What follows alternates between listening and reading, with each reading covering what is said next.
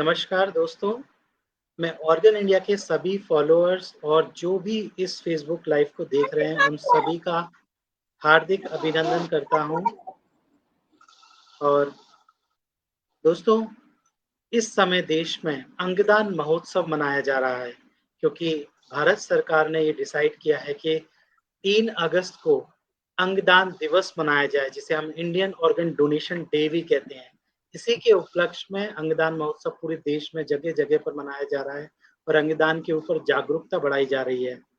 इसी कड़ी में आज हमने ये फेसबुक लाइव भी रखा है, जो कि आज के जो हमारे मेहमान हैं, उनके बारे में मैं आपको बताऊँ तो एक हैंड ट्रांसप्लांट रेसिपिएंट हैं। आपको याद होगा कि हमने पिछले जो फेसबुक लाइव किया था, उसमें हमने hand transplant surgeon doctor Nilesh ji Satwai के साथ चर्चा की थी इस विषय पर, और उन्होंने कई नए-नए पहलुओं से जो कि हैंड ट्रांसप्लांट से रिलेटेड हैं, उनसे हमें परिचित करवाया था। तो इसी कड़ी में आज हमारे साथ जो मेहमान उपस्थित हैं, उनका नाम मैं आपको उनका इंट्रोडक्शन करवा देता हूँ। आज के जो हमारे मेहमान हैं, उनका नाम है राहुल अहिरवार, जो कि मध्य प्रदेश के टीकमगढ़ जिले के रहने वाले हैं और 2019 में अप्रैल के महीने में फैक्ट्री में इनके साथ एक हादसा होने के कारण इनके दोनों हाथ ये खो चुके थे, लेकिन इन्होंने अपनी उम्मीद नहीं खोई। 3 साल के कठिन भरे जीवन के बाद, 2 से ढाई साल के कठिन भरे जीवन के बाद इनको नए हाथ मिले, हैंड ट्रांसप्लांट हुआ और उसके बाद अब करीब 2 साल बाद ये अपनी लाइफ अपनी पूरी आसानी से जो दिनचर्या है इनकी, बहुत अच्छे से ये जी रहे हैं। राहुल जी, हम आपका स्वागत करते हैं हमारे इस फेसबुक लाइव में। Thank you sir. दोस्तों, हम राहुल जी के साथ कई पहलुओं पर चर्चा करेंगे जो हैंड ट्रांसप्लांट से रिलेटेड हैं और क्या परेशानियां इनको उठानी पड़ी, क्या अच्छी चीज़ें इन्होंने हैंड ट्रांसप्लांट के बाद फ़ील की, उस सब चीज़ों पे चर्चा करेंगे हम। तो राहुल जी,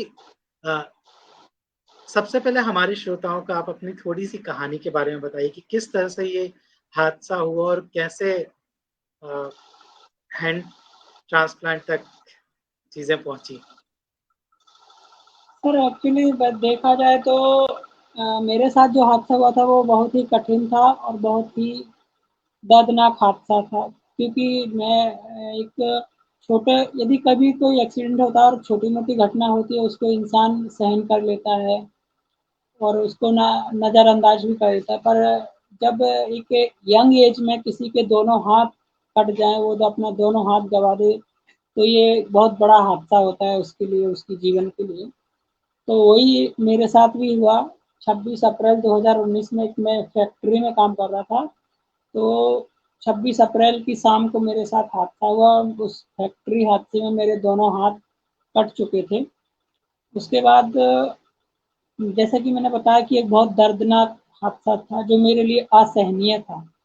पर मैंने और मेरी फैमिली ने इसमें मुझे काफ़ी सपोर्ट किया कि सिर्फ हाथ ही गया है, अभी लाइफ बाकी है, कुछ भी कर सकते हैं। तो मैंने और मेरे मेरे एक बड़े भाई हैं, उन्होंने मेरा सपोर्ट किया। हम दोनों ने मिलकर काफ़ी चीज़ें पहले बहुत घूमा फिरा कि कहीं कुछ होता है क्या, फिर इंटरनेट का सहारा लिया, मोबाइल पे रिसर्च की। तो कुछ जैसे कि एक अमृता हॉस्पिटल है केरल में, प्राइवेट हॉस्पिटल है, जी। अपने इंडिया का पहला हैंड ट्रांसप्लांट उसी में हुआ। तो उस हॉस्पिटल का पता निकाला, नंबर वगैरह से कांटेक्ट किए, उसके बाद मैं केरल गया। वहाँ पर जो हॉस्पिटल में एक मनु सर करके हैं, उनका फर्स्ट हैंड ट्रांसप्लांट हुआ था, तो वो वहीं बिल्कुल। पर अभी जॉइन हैं। तो उनसे जाके मिला, देखा, तो फिर अंदर से और कॉन्फिडेंस बढ़ा के हाँ, होता है। और ये भी पता चला कि जब ये कर सकते हैं तो फिर हम भी कर सकते हैं। तो बिल्कुल। फिर उनसे मैं ऐसे दर्शकों वार्तालाप भी हुई। मैं दर्शकों को यहाँ हाँ, बताना चाहूँगा कि जिस पेशेंट की, मनु की जिन ये बात कर रहे हैं, भारत देश में पहला हैंड ट्रांसप्लांट 2015 में हुआ था, जो कि कोच्चि के एक hospital Amrita institute of medical science में डॉक्टर सुब्रमण्यम अय्यर ने किया था, और जिनके ऊपर ये ऑपरेशन हुआ था, पहला हैंड ट्रांसप्लांट हुआ था, उनका नाम मनु है और अब वो उसी हॉस्पिटल में एक काउंसलर की हैसियत से काम कर रहे हैं और लोगों को बताते हैं इस चीज़ का महत्व कि कैसे ज़िंदगियाँ चेंज हो सकती हैं, सिर्फ़ एक हाँ कहने से, अगर आप अपने अंगदान के लिए हाँ कहें। तो राहुल जी भी उसी के बारे में बात कर रहे हैं। राहुल जी, जी। आपने जैसा बताया कि मध्य प्रदेश में आप रहते हैं, तो ये हादसा भी मध्य प्रदेश में ही हुआ था या कहीं और हुआ था? न नहीं सर, मैं एक्चुअली हूँ मध्य प्रदेश से। मैं अपनी स्टडी भी मध्य प्रदेश में ही कर रहा था, अपने गाँव में छोटे से कस्बे में अपनी स्टडी कर रहा था। और मेरे फैमिली वाले हरियाणा में रहते थे, वो लोग वहाँ पे मज़दूरी करते थे। तो मैंने जी, अपने 12th के एग्ज़ाम ख़त्म करके अपने फैमिली वालों के पास गया था हरियाणा में, हरियाणा के डिस्ट्रिक्ट पलवल में। तो जी, वहाँ पे जाके मैंने फैक्ट्री में काम किया था, तो वो डिस्ट्रिक्ट पलवल में एक फैक्ट्री थी जिसमें मेरा हादसा हुआ था। जी। और जो आपने टाइमिंग्स बताई जैसे अप्रैल 2019 की बात कर रहे हैं और लगभग 1 जी साल सर। बाद कोरोना आ गया था। तो जी उस सर। समय पर आपने किन परेशानियों को देखा? सर एक्चुअली एक तो मेरे परिवार के ऊपर इतना बड़ा हादसा आया था, उस सदमे से ही वो लोग एकदम टूट चुके थे। ऊपर से कोरोना काल आ गया तो काम भी बंद हो गया था, सब कुछ घर में एकदम से वो कहते हैं ना एकदम गरीबी छा गई थी। बहुत मुश्किलें आ गई थी, बहुत परेशानियाँ आ गई थी, पैसे की प्रॉब्लम हो रही थी, बहुत सारी प्रॉब्लम्स आई। फिर वो कहते हैं ना कि भगवान ने जब सब दरवाजे बंद कर देता है तो कहीं ना कहीं से रास्ता दिखा देता है। तो फिर पिताजी को कहीं से काम मिला, उसमें उन्होंने काम किया, भैया ने भी काम किया। तो थोड़ी बहुत पैसे की जो प्रॉब्लम थी वो सॉल्व हो गई। फिर कोरोना भी धीरे-धीरे कम होने लगा तो आवागमन भी चालू हो गया। तो उसके साथ मैं और मेरे भैया जाते थे, आते-जाते थे, जिससे जान मिलना है उससे मिलते थे। फिर एक एनजीओ के संस्थापक हैं, हरियाणा में ही है वो, सेफ इन इंडिया करके। तो उस उस एनजीओ के जो संस्थापक हैं उनसे मुलाकात हुई। फिर उन्होंने भी काफ़ी मदद की थी। मेरी ईएसआई में जो पेंशन नहीं बन रही थी, उसके लिए जी, उन्होंने काफ़ी मदद की थी। उन्होंने मेरी पेंशन चालू करवाई तो उससे फिर थोड़ा आर्थिक मदद हो गई थी उससे। राहुल जी, जैसा कि हम सभी जानते हैं कि जब भी हमें कोई अंग चाहिए होता है, तो हमें एक वेटिंग लिस्ट में अपना नाम रजिस्टर करवाना पड़ता है। जी, तो जी सर। आपने ये सब जानकारी एकत्रित करने के बाद फाइनली आपने कहाँ पर अपना नाम वेटिंग लिस्ट में रजिस्टर किया और करीब कितने समय के इंतज़ार के बाद आपको ये चीज़ें हासिल हुई या हाथ लगी? अ, आप जो पूछ रहे हैं एक्चुअली सर, जब मैं मुंबई हॉस्पिटल में गया, KEM hospital Mumbai, KEM hospital Mumbai, तो जी, वहाँ जाके वहाँ की प्लास्टिक सर्जरी डिपार्टमेंट की हेड हैं डॉक्टर विनीता पुरी।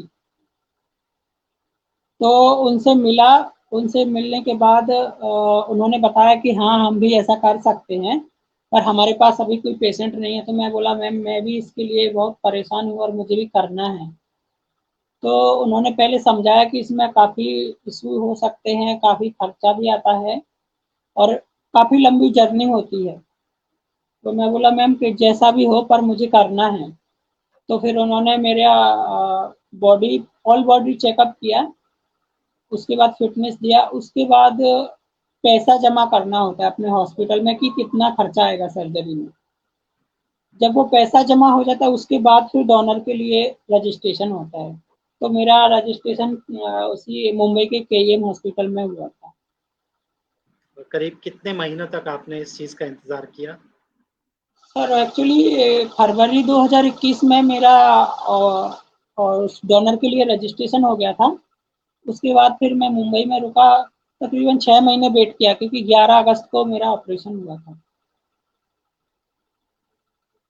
अब ट्रांसप्लांट हो चुका है, अब किस तरह की आपकी लाइफ़ है? लाइक जब हाथ चले गए थे और उस लाइफ़ से ये लाइफ़ किस तरह से बेहतर है? आप सर एक्चुअली कैसे देखते हैं इसे? जब मैं नॉर्मल था तब तो सब ठीक चल रहा था, बट जब एक्सीडेंट हुआ, एक्सीडेंट के बाद जो लाइफ थी वो बहुत दर्दनाक लाइफ थी देखा जाए तो, क्योंकि यंग एज में किसी के हाथ चले जाना और वो भी दोनों हाथ चले जाना, ये बहुत एक दर्दनाक घटना होती है। लेकिन फिर भी उसमें जैसे जैसे भी हुआ, कुछ फैमिली ने मदद की, कुछ दोस्तों ने भी सपोर्ट किया, अंदर से मोटिवेट किया कि हाथ ही गए हैं और कुछ बाकी यदि अपन अपने दिमाग में सोचो तो कुछ भी कर सकते हैं।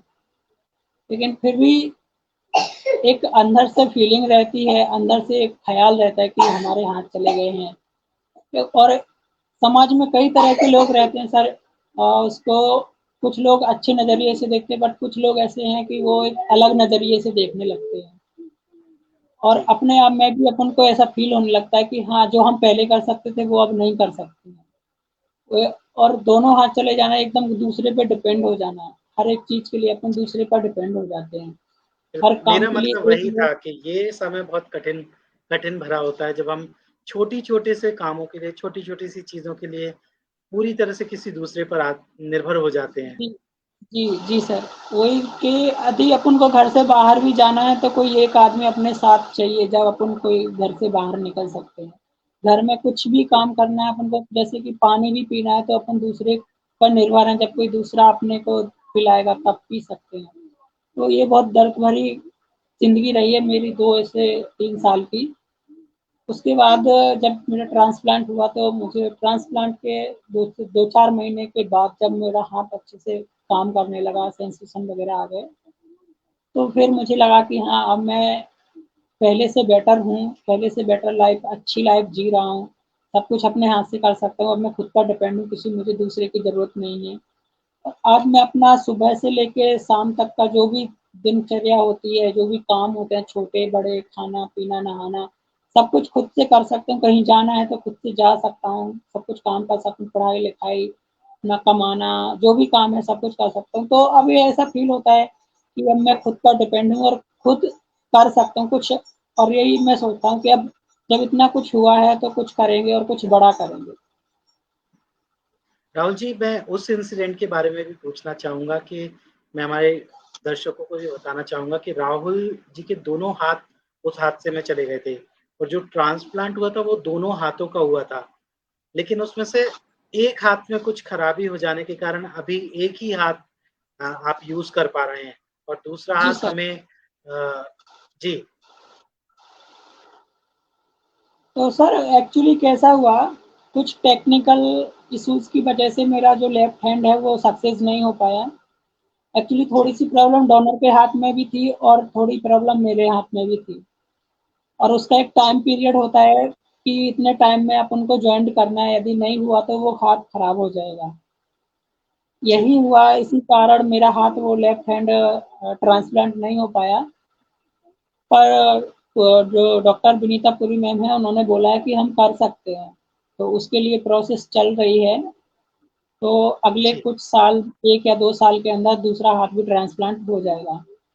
पर सर बिल्कुल हम जो आप है कि दोनों दोनों हाथ नहीं थे, उससे बेटर है कि एक हाथ है। क्योंकि दोनों नहीं, हाथ नहीं बिल्कुल, थे तो मुझे 100% दूसरे पर निर्भर रहना पड़ता है। अभी मैं सारे काम खुद से कर सकता हूँ, खाना-पीना, नहाना-धोना, कहीं आना-जाना, सब कुछ अब खुद से कर सकता हूँ, तो उतनी कोई टेंशन नहीं है। कुछ अच्छी हैप्पी लाइफ़ जी रहा हूँ, अपने एक हाथ के साथ ही बहुत खुश हूँ और धन्यवाद करता हूँ उस शख्स का जिन्होंने मुझे ये हाथ दिया है, जिनकी वजह से आज मैं इतना खुश हूँ। हम भी आपको पूरी तरह से शुभकामनाएँ देते हैं कि अ, जो कमियाँ रह गई हैं वो भी बहुत जल्द पूरी हों और आप बिल्कुल थैंक यू सामान्य सर। व्यक्ति की तरह जीवन जिएँ।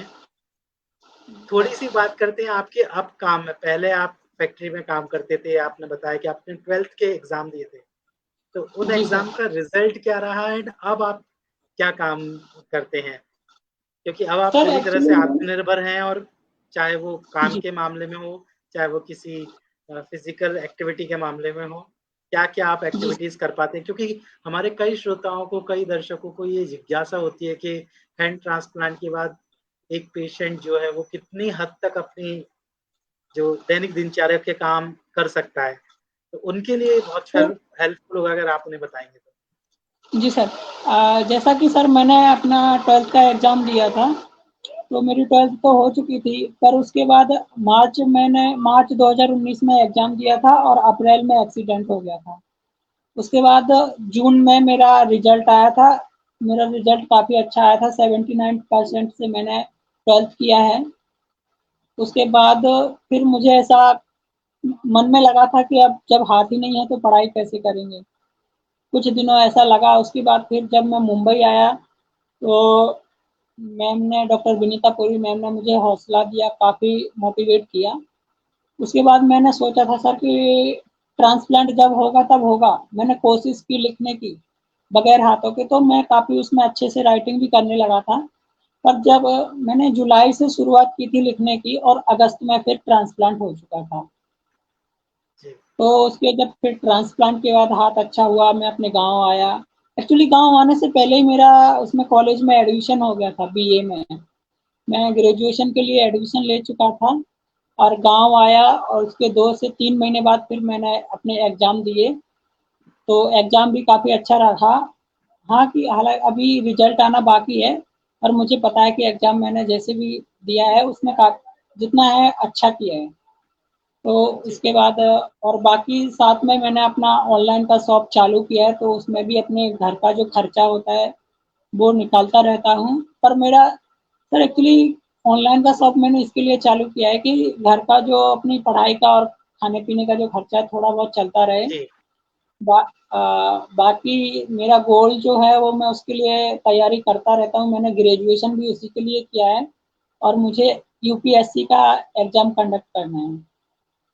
उसके लिए मैं बिल्कुल। अपनी तैयारी कर रहा हूँ। हमारी तरफ से और हमारे श्रोताओं, दर्शकों की तरफ से आपको पूरी शुभकामना है। All the best for thank you इस सर। यूपीएससी के एग्ज़ाम के लिए। और सर जैसा कि आपने पूछा था कि आप एक्टिविटी या कुछ तो मुझे क्रिकेट खेलने का पहले से काफ़ी शौक था। तो मैंने जब मैं मुंबई से यहाँ पे आया था तो तभी से मैंने अपने, क्योंकि गांव में तो दोस्त वगैरह बहुत हैं तो उनके साथ निकल जाता, वो क्रिकेट वगैरह खेलते हैं तो गया 2-4 दिन। मैंने ट्राई किया तो बॉलिंग में अच्छे से कर लेता हूँ। हाँ, बैट थोड़ा भारी रहता है, उसका वेट ज़्यादा रहता है तो उसमें थोड़ी प्रॉब्लम होती है, बट बॉलिंग में अच्छे से कर लेता हूँ। बहुत अच्छी बात है कि आप खेल को भी मतलब कुछ कम नहीं समझते अपने आप को और हर एक्टिविटी में अपना हाथ आज़माना चाहते हैं और धीरे-धीरे सक्सेस जी भी होंगे। तो जी सर, थैंक यू थोड़ी-सी अगर सर। हम खर्चों की बात करें तो जैसा कि आपने बताया कि डॉक्टर्स ने जब आपको बताया था कि इस सर्जरी में बहुत एडवांस सर्जरी होती है तो बहुत खर्चा भी आता है। तो जी आपके सर। केस में वो सब कैसे मैनेज किया आपने? क्या सरकार सर ने आपको एक्चुअली कुछ मदद दी? जी सर, एक्चुअली जब अपन हॉस्पिटल से फिटनेस लेकर आते हैं तो उसके साथ ही अपने को जो सर्जरी का कॉस्ट सर्टिफिकेट है वो मिल जाता है वहाँ से कि आपकी इस सर्जरी में इतना खर्चा आने वाला है। तो अपन उस कॉस्ट सर्टिफिकेट के वो बेस पर अपन अपने जो स्टेट गवर्नमेंट होती है वहाँ पे अप्लाई कर सकते हैं पैसे के लिए। तो अपने जो एमएलए होते हैं, एमएलए के थ्रू अपन अपने सीएम फंड से पैसा ले सकते हैं। और अपने जो एमपी होते हैं, एमपी के माध्यम से अपन अपने पीएम फंड से, प्रधानमंत्री सहायता कोष से भी कुछ हेल्प ले सकते हैं। बाकी कुछ ऐसे मुंबई में बहुत सारे एनजीओ हैं जहाँ से अपन को कुछ पैसे की मदद हो जाती है। तो ये सब थोड़ा बहुत मैनेज करना पड़ता है पर हो जाता है।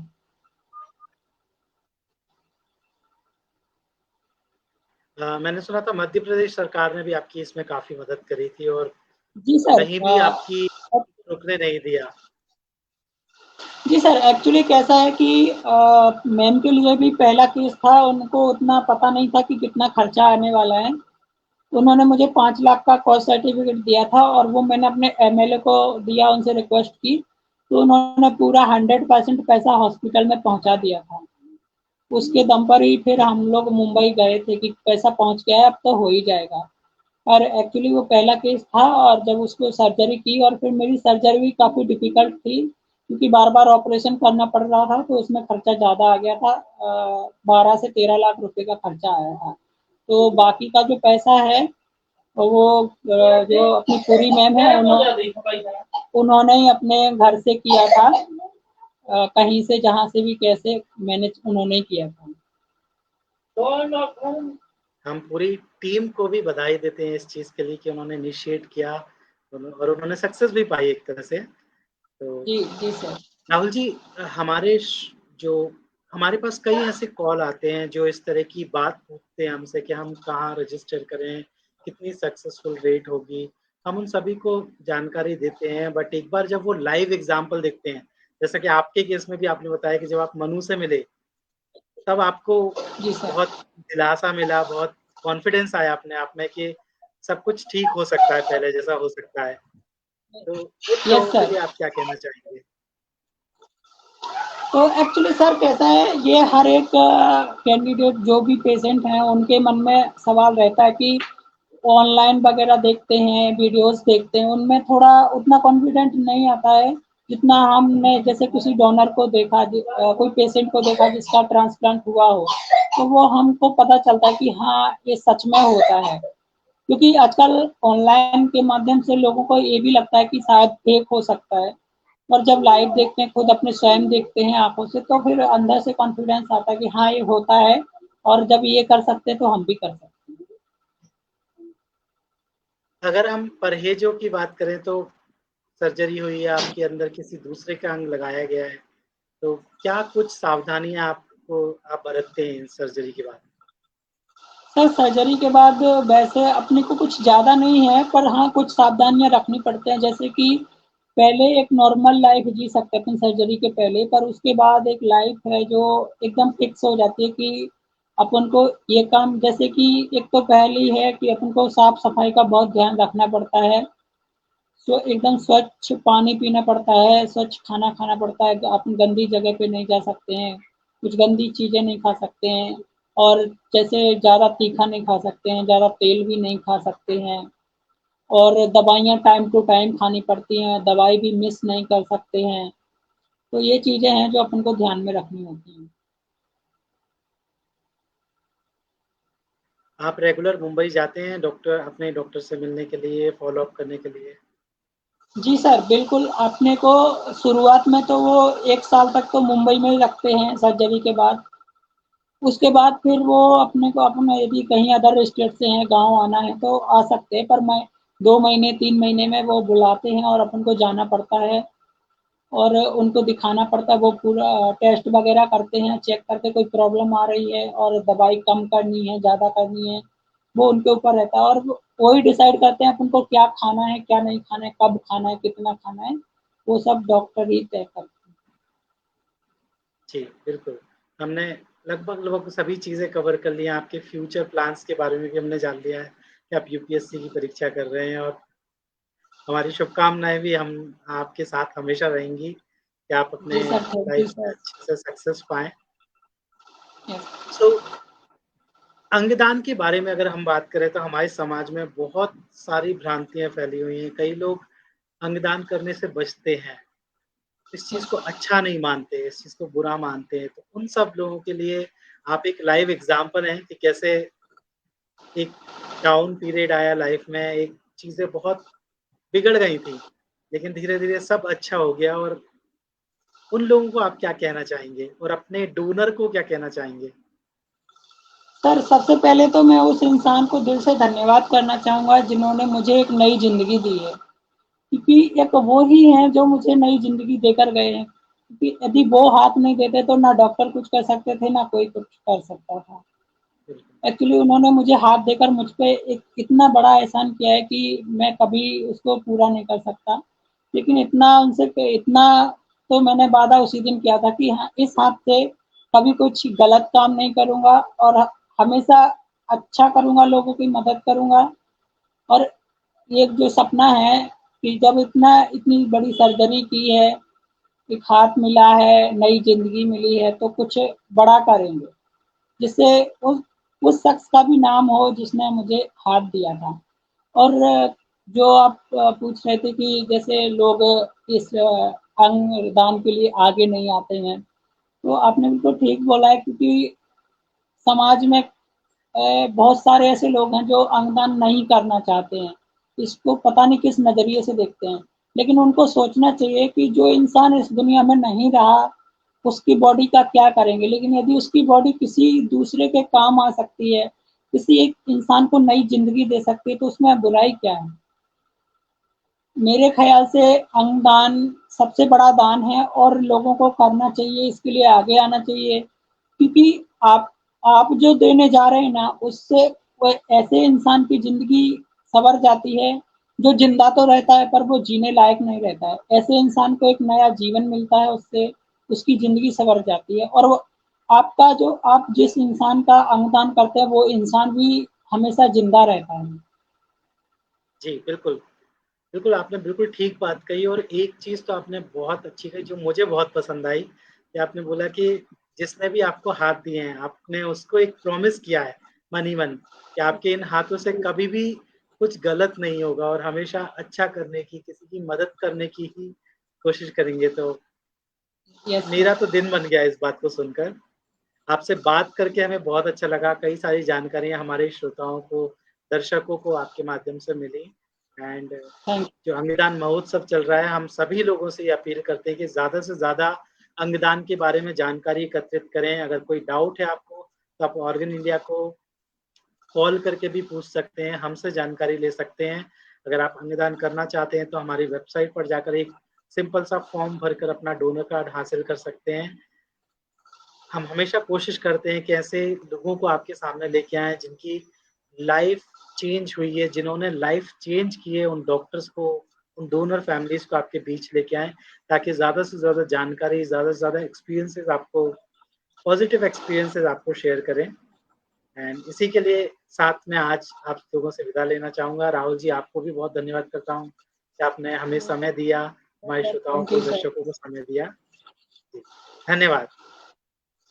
Thank you.